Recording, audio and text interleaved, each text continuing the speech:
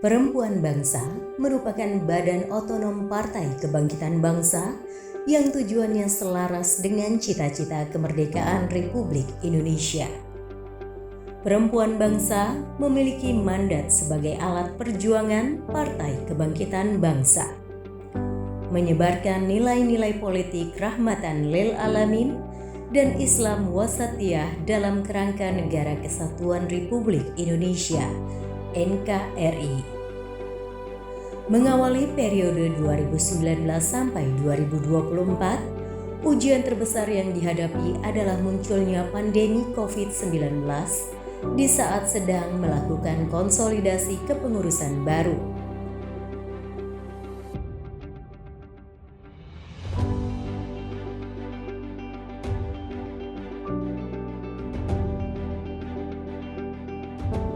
Pandemi COVID-19 melumpuhkan kehidupan sosial, kemasyarakatan, ekonomi, politik, dan menjadi pukulan yang berat bagi masyarakat segala lini.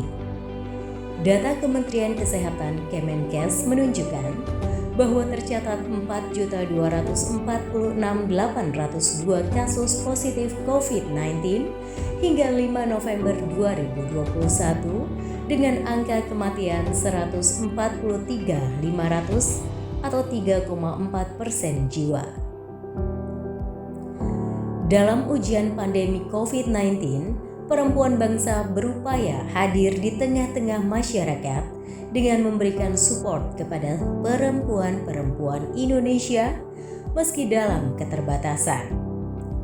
Mengawali ikhtiar, perempuan bangsa mencanangkan gerakan nasional berbagi 10.000 masker, mendampingi masyarakat yang melakukan isolasi mandiri dengan memberikan makanan, suplemen, vitamin, hand sanitizer, dan alat pelindung diri atau APD.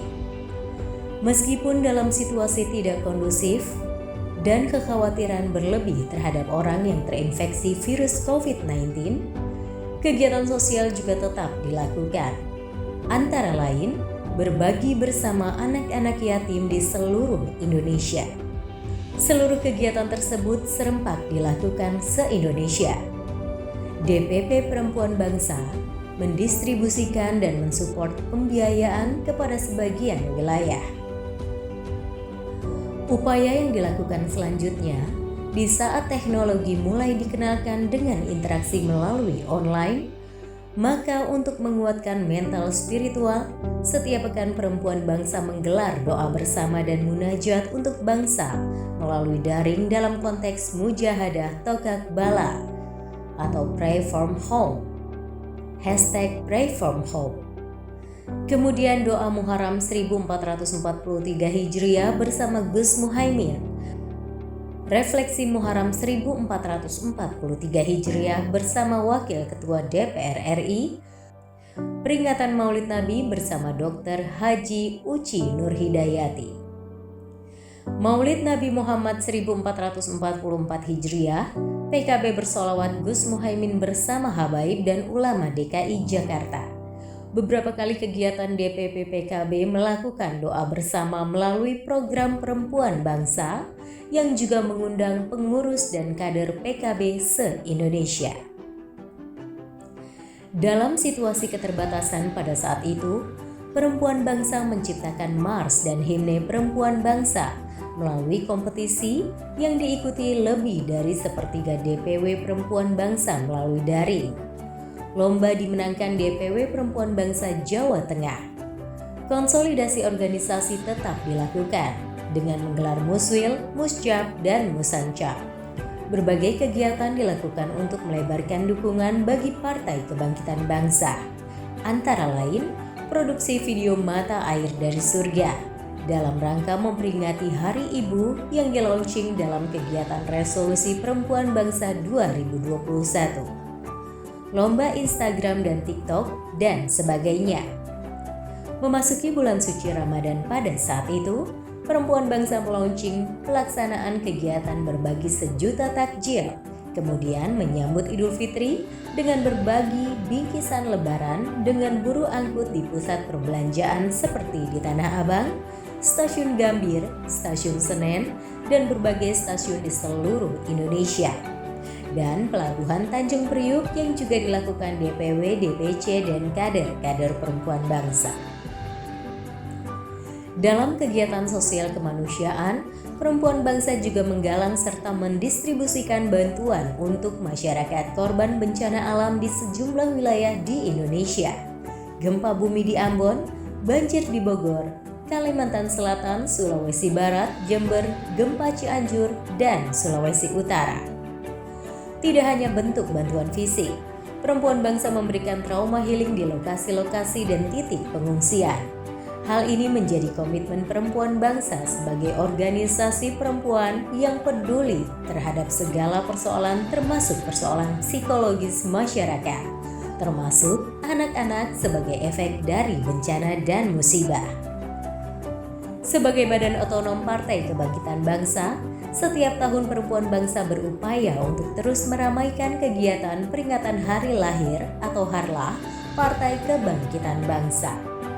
Tahun 2022, perempuan bangsa menyelenggarakan turnamen futsal putri yang menarik animo kalangan milenial dan pecinta olahraga futsal putri di kampus-kampus dan sekolah bola. Kemudian, 2023, perempuan bangsa memperingati Harlah PKB dengan menyelenggarakan turnamen lebah minton dan dilanjutkan dengan tamasya bersama 1.000 anak yatim di Gelanggang Samudra Ancol. Bersama Ketua Umum DPP PKB Abdul Muhaimin Iskandar dan Ketua Pembina DPP Perempuan Bangsa Rustini Muhaimin, mereka menonton pertunjukan lumba-lumba. Bersama DKN Garda Bangsa, perempuan bangsa juga turut memeriahkan Women's Run dalam rangka Women's Day. Pada Harlah PKB tahun 2024, perempuan bangsa melaksanakan sosialisasi Undang-Undang Kesejahteraan Ibu dan Anak atau KIA dalam Car Free Day di Bundaran HI. Dalam kegiatan tersebut juga dilakukan senam bersama dan mewarnai bersama anak-anak, yang dilanjutkan dengan lomba memasak dan menghias tumpeng di Gedung Serbaguna RJA DPR RI. Perempuan bangsa melakukan advokasi terhadap sejumlah undang-undang yang menjadi concern PKB, antara lain penandatanganan petisi perlindungan anak bersama Gerakan Peduli Anak, diskusi dan FGD Perempuan Bergerak untuk Indonesia yang Lebih Baik. Menunjukkan eksistensi sebagai gerakan perempuan, perempuan bangsa bergabung dengan Kaukus Perempuan Politik Indonesia atau KPPI, Kaukus Perempuan Parlemen Republik Indonesia KPPRI, serta Komite Nasional Pemuda Indonesia KNPI. Dalam penguatan bakal calon anggota legislatif Bacalek Perempuan PKB, perempuan bangsa menyelenggarakan rapat koordinasi dengan webinar politik peningkatan keterwakilan perempuan. Perolehan suara perempuan dalam pemilu 2024 merupakan perolehan tertinggi dalam sejarah. Pemilu 2024, PKB mengalami kenaikan perolehan kursi DPR RI dari 58 kursi menjadi 68 kursi. 15 diantaranya adalah perempuan. Setelah sebelumnya 11 kursi perempuan. Sementara itu, pada tingkat provinsi dan kabupaten atau kota, kader perempuan PKB meraih 304 kursi perempuan.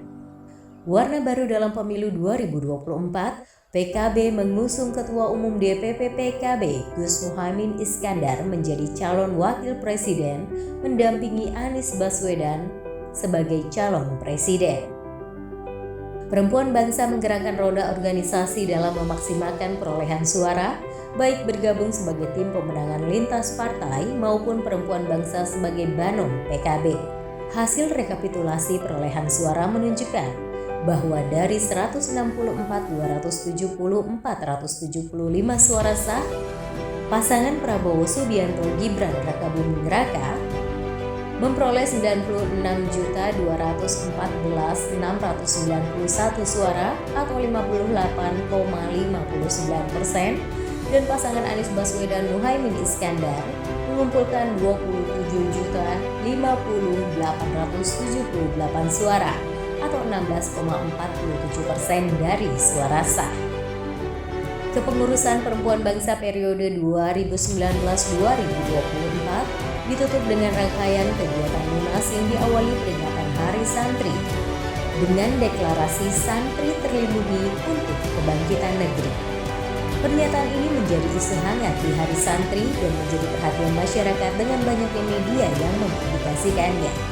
Rangkaian Munas 5 Perempuan Bangsa juga dilakukan kegiatan Musyawarah Pimpinan Nasional Muslimas Women Leadership Forum yang merupakan pembekalan skill bagi anggota legislatif perempuan PKB dalam budgeting, legislasi, personal branding, serta negosiasi dan lobbying. Kemudian diskusi publik, Perempuan Berdaya Bangsa Berjaya menuju Indonesia Emas 2025. Tiada demokrasi tanpa keterwakilan perempuan. Perempuan bangsa untuk perempuan Indonesia.